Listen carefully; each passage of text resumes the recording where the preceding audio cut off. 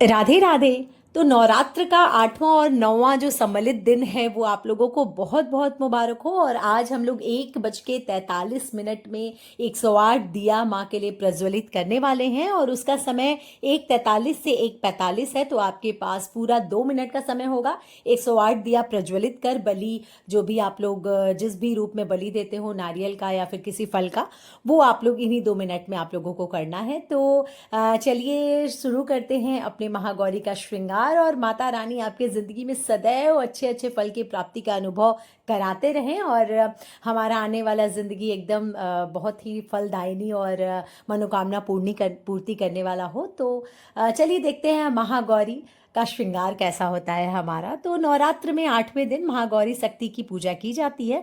नाम से प्रकट है कि इनका रूप पूर्णतः गौर वर्ण है। इनकी उपमा शंख चक्र और कुंद के फूल से की गई है। अष्टवर्षा भवेद यानी जो गौरी है इनकी आयु 8 साल की मानी गई है। इनके सभी आभूषण और वस्त्र सफेद हैं, इसलिए उन्हें श्वेतांबर धरा कहा गया है। 4 भुजाएं और वाहन इनका वृषभ है, इसलिए वृषारूढ़ा भी कहा गया है इनको। इनके ऊपर वाला दाहिने हाथ जो है वो अभय मुद्रा में है और नीचे वाला हाथ त्रिशूल धारण किया हुआ है। ऊपर वाले बाएं हाथ में डमरू धारण कर रखा है माता ने और नीचे वाले हाथ में वर मुद्रा है। इनकी पूरी मुद्रा बहुत शांत है। पति के रूप में शिव को प्राप्त करने के लिए महागौरी ने कठोर तपस्या की थी।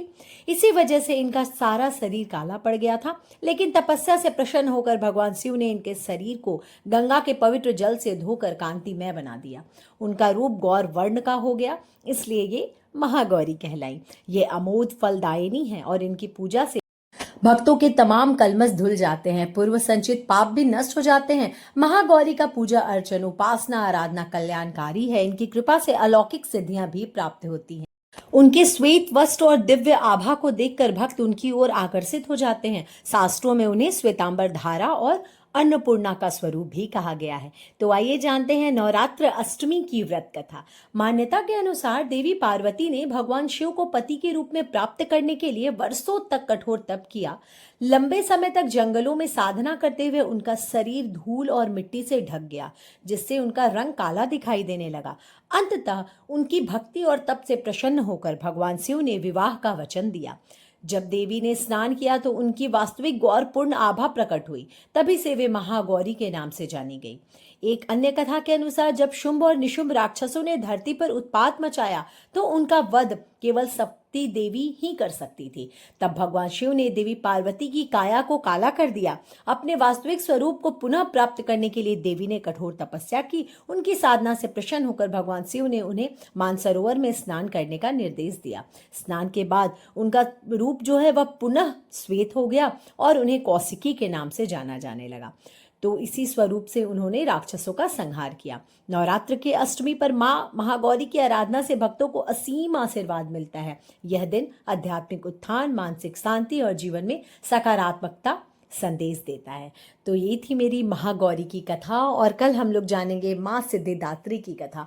तो बहुत अच्छा लग रहा है। देखिए जो ज्वारे हैं हमारे वो लगभग बहुत अच्छे से उग आए हैं और कल नौमी है तो कल हम लोग कन्या भोजन कराएंगे और बाकी जो भी बहुत लोग आज भी कराते हैं तो वो लोग आज भी करा सकते हैं। मैं तो कल कराती हूँ तो मैं कल के दिन ही कराऊंगी।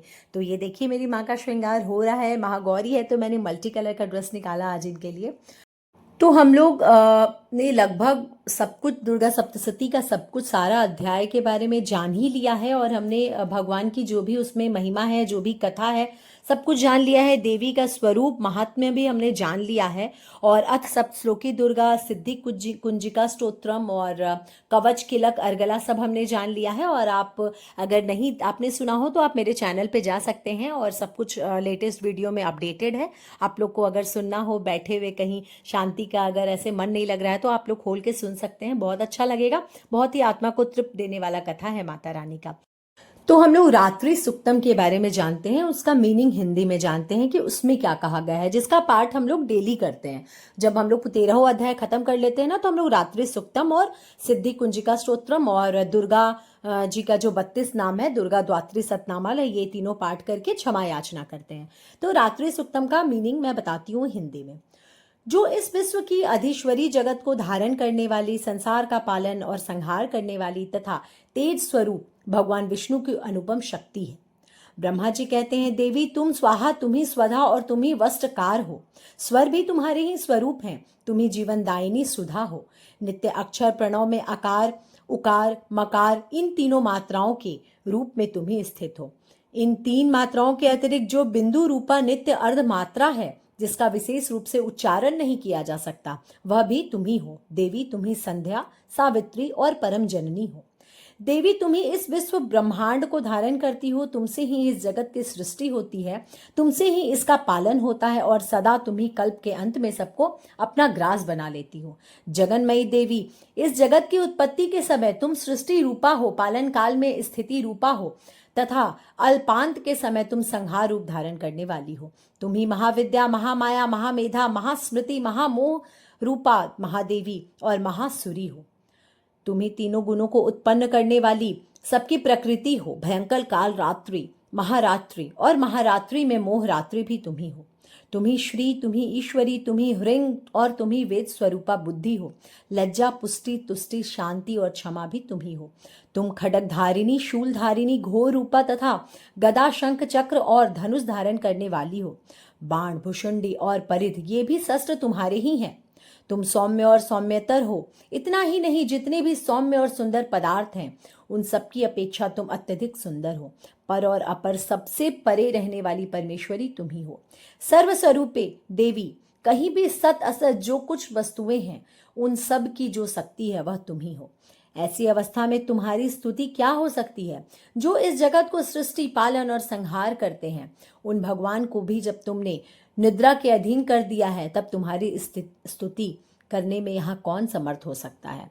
मुझको, भगवान शंकर को और भगवान विष्णु को भी तुमने ही शरीर धारण कराया है। अंततः तुम्हारी स्तुति करने की शक्ति किसमें है?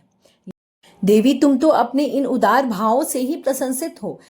ये जो दोनों दुर्धर्ष असुर मधु और कैटभ हैं, इनको मोह में डाल दो। जगदीश्वर भगवान विष्णु को शीघ्र ही निद्रा से जगा दो और साथ ही इनके भीतर इन दोनों महान असुरों को मार डालने की बुद्धि उत्पन्न कर दो। इस प्रकार रात्रि सूक्त पूरा हुआ।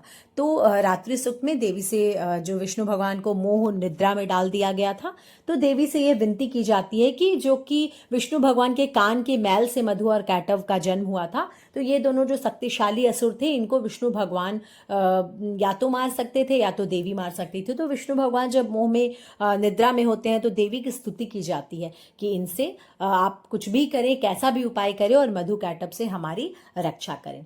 तो ये हो गया रात्रि सूक्तम। तो आप बताइए मेरी माता रानी कैसी लग रही हैं? बहुत प्यारी लग रही हैं। देखिए इनका एकदम जो श्रृंगार है ना, ये मल्टी कलर मैंने सोच के रखा था कि नहीं, मैं मल्टी कलर तो अष्टमी के दिन ही पहनाऊंगी।